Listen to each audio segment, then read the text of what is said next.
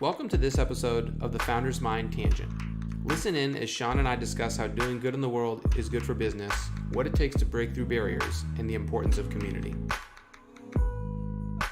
That's a really exciting trend with Collective Mobile that you mentioned, this like using technology for an impact. It's something that I think about a lot. Yeah. Like if the amount of money that venture capital poured into consumer-based apps and software went into, apps that help generate awareness or help tackle unconscious bias or created access to certain resources that people don't have around the world. If it was the same amount of investment, what type of world would we be living in? The thing is, it doesn't even need the same amount of investment, right? Because I understand that VCs are about making money, and that sort of it's the ecosystem. It's how it works. But if we took a small percentage of all the VC money towards, I think that alone would make a significant difference. Oh yeah. Yeah, no, I've done those. I've done the numbers on public information. Like what would 1% of 60 billion do for X problem? A lot. Exactly.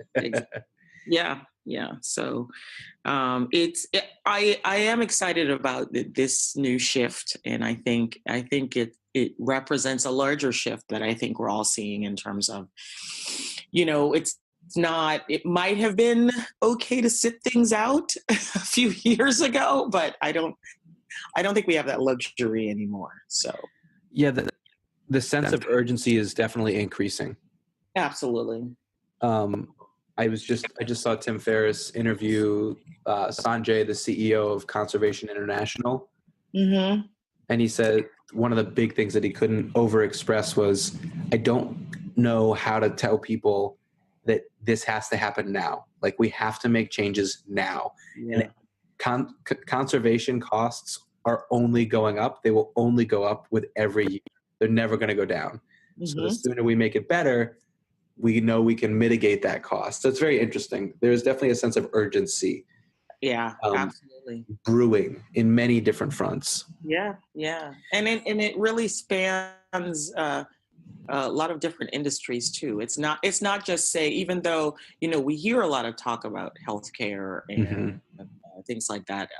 I would say that my clients that are being mobilized by this new sense of urgency really sort of spans industries and really it's wide. Yes. And that's great too. Yes, it is indiscriminate at the moment. Yes, agreed.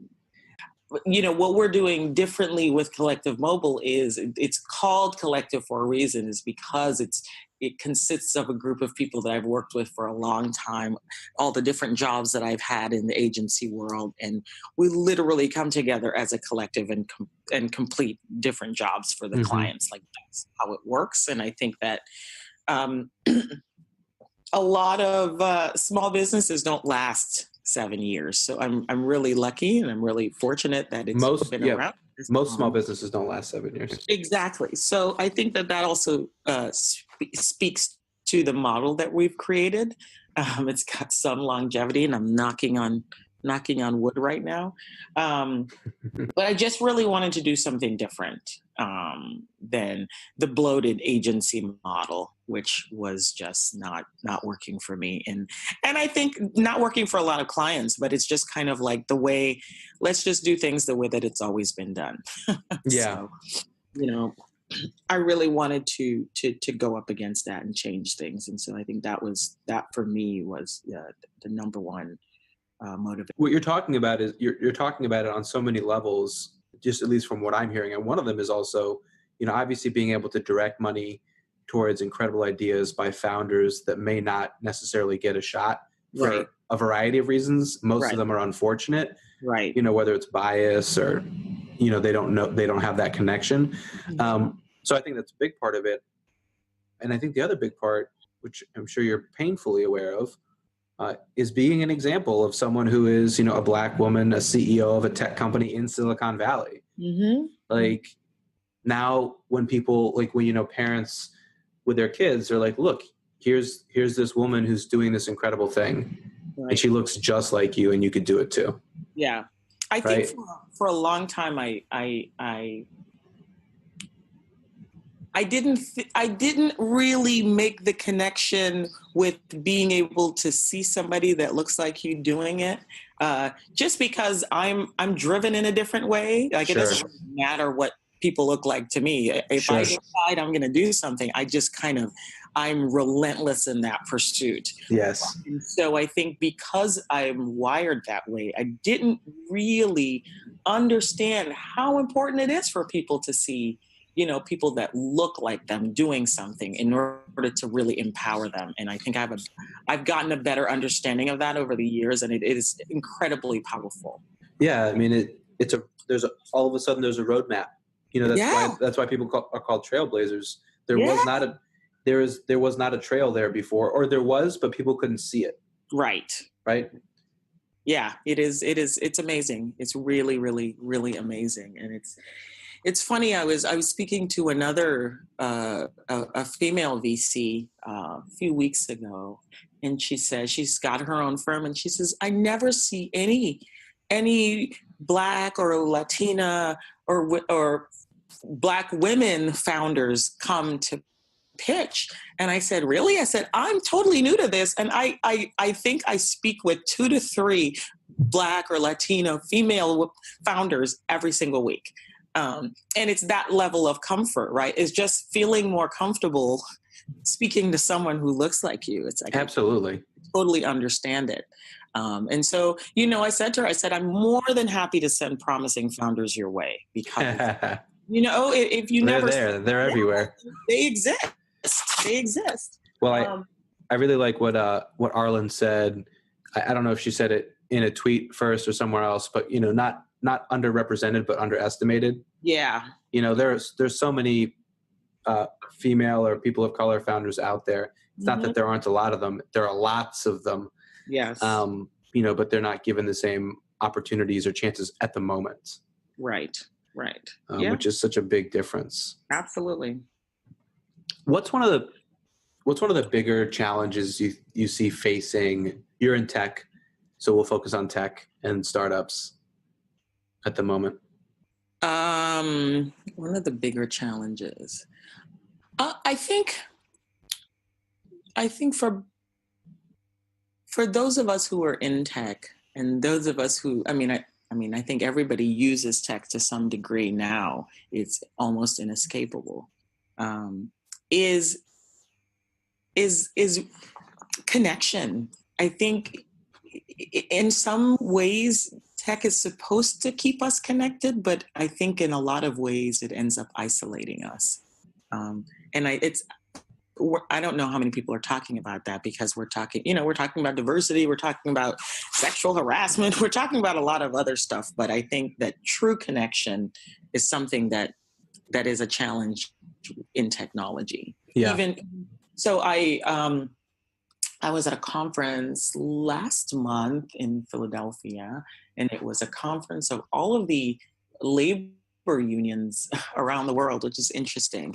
And I was only there because we've created an app for one of the big labor unions here in the U.S. And one of the questions they put to me was, how do we get people in technology to think about collective bargaining? And I was like, good luck with that. You know what I mean? It almost goes against everything that we've set up to be. When you're negotiating with technology companies to work, you're negotiating the biggest salary for yourself. You're not thinking about how much that guy is making, and if you know how much he's making, you're trying to make more than he is. And so I think that, I was trying to explain to them that's going to be a heavy lift in terms of trying to put it lightly. Yeah.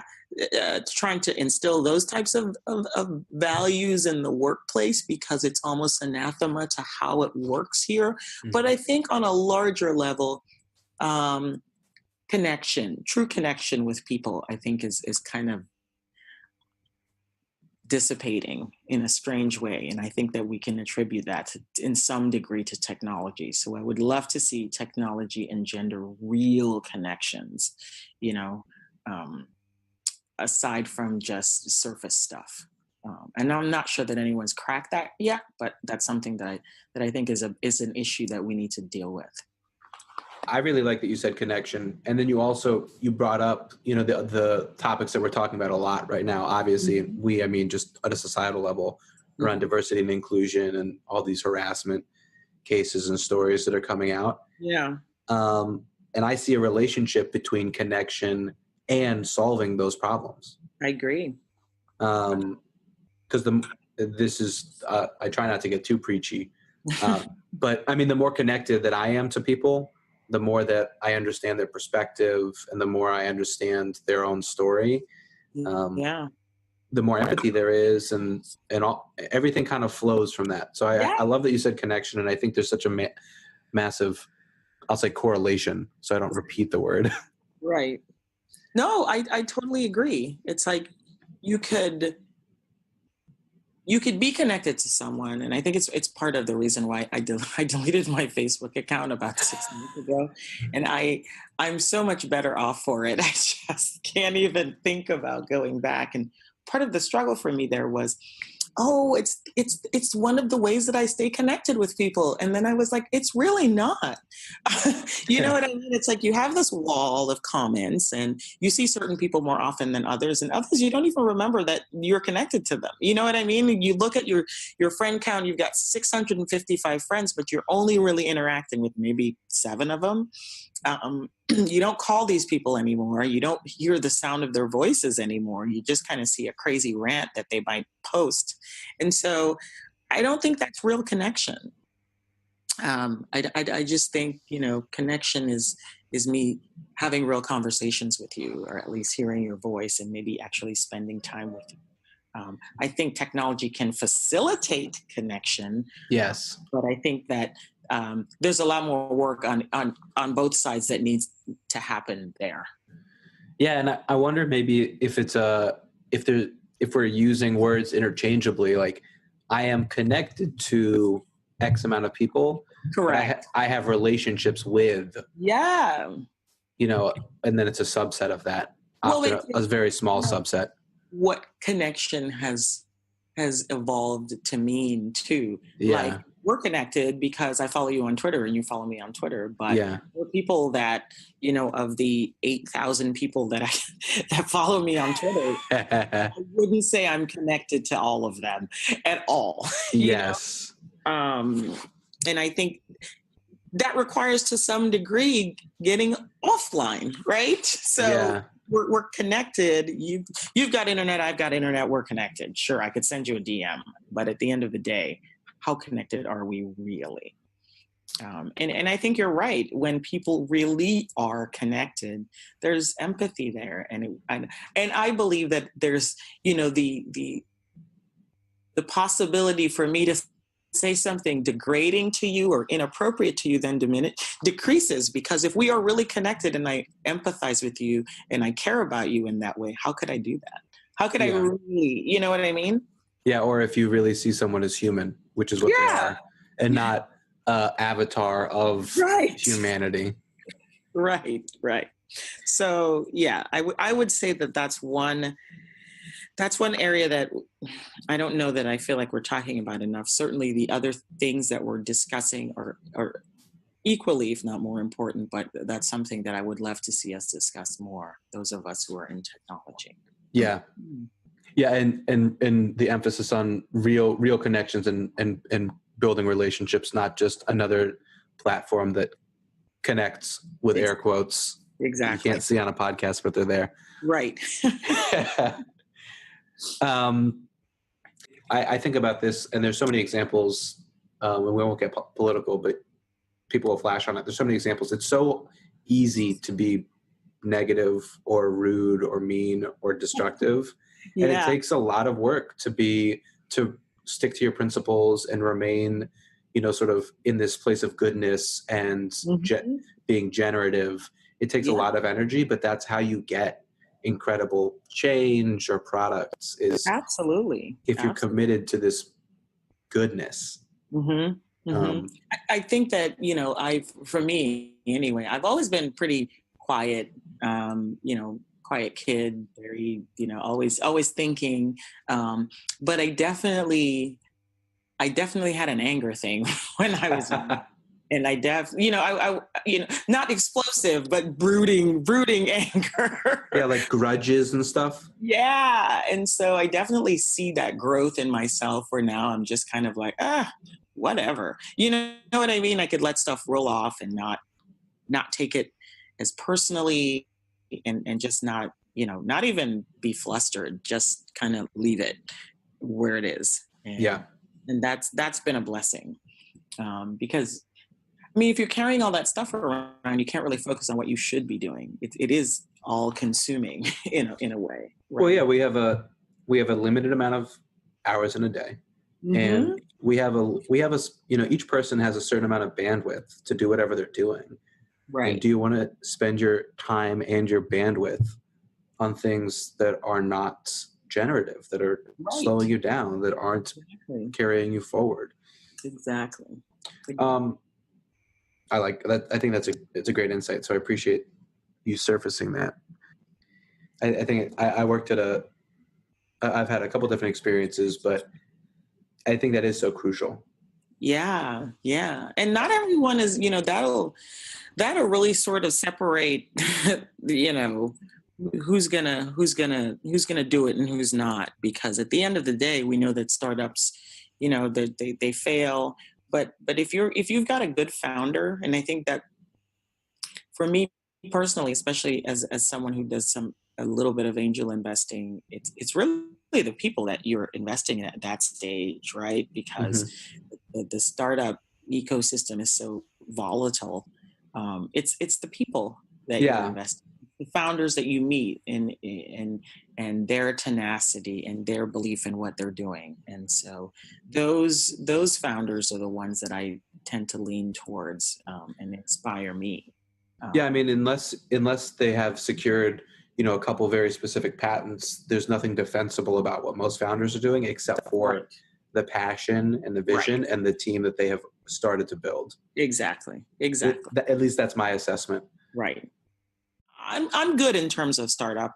I think I've done that, and I think I'm ready to step onto the other side. And so the work that I'm doing is really refreshing. And I definitely, as I mentioned before, think that that's another way a significant way to make a significant difference. So I think that maybe moving into a partner role at a firm is something that I'm looking forward to potentially doing. That sounds exciting. I mean, honestly, it's what was going in my mind is it's one of the ultimate forms of empowerment is being able to give money. But then I got confused in my mind. I was like, well, that's not really true. Like putting yourself in a position where you're able to support others in achieving their vision and dream. Yeah. And being that resource, that human resource. Absolutely. And being that, the conversations that you've shared that people have had with you, I'm sure that people say that about you. You may not know it or not, but putting yourself in a role where you're able to be that person for so many people. I hope so. Yeah. I hope so.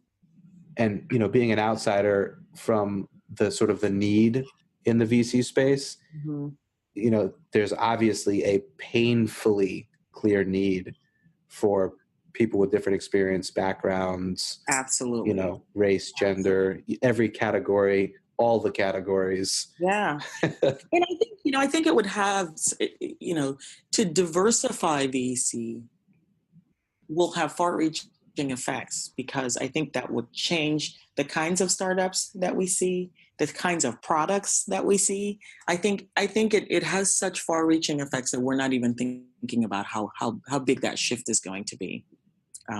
So I definitely think that's the next frontier. I'm excited to be a part of it. Yeah, it'll be massive. I mean, I was at this Tim Ferriss thing, and Steve Case was there, and Steve Case shared the stat that 75% of VC money goes to 3 states. Yeah. 50% in California, right? Yeah. Yep. Like 3 out of 50 states, right? Like, and some territories, right? And a city that's not a state in DC, right?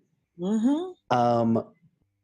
And then the other stat from 2016, which like crushes my soul, and it makes me want to be a VC, which is like 2.19% of all VC money went to female-founded companies in 2016. Yeah. And I was like, that's even more stark because it's like 50% of the population are females. Like, it's not like there aren't female founders out there. Right.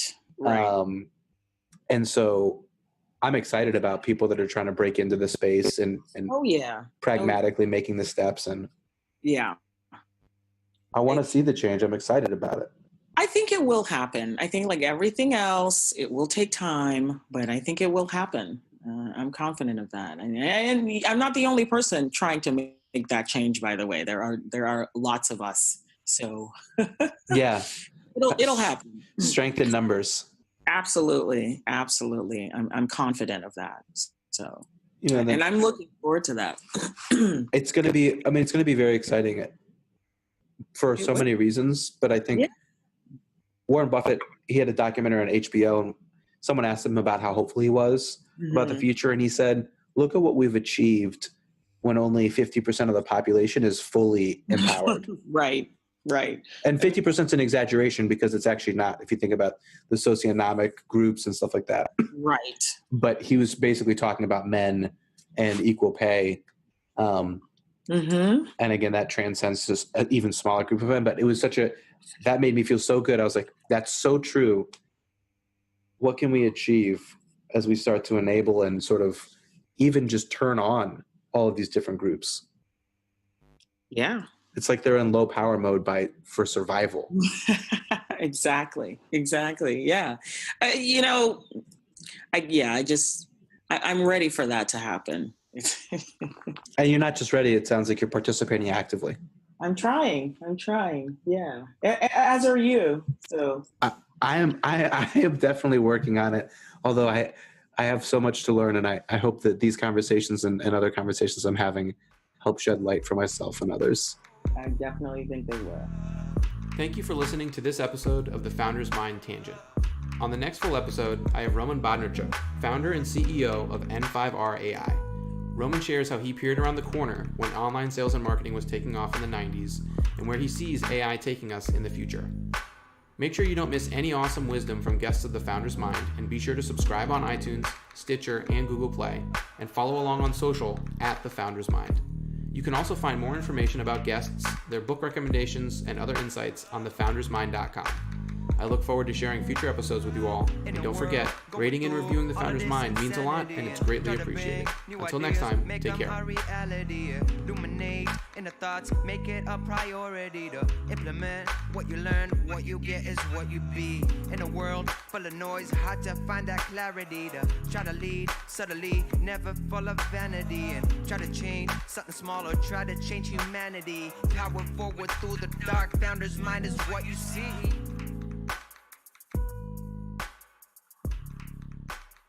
Founder's Mind is what you see.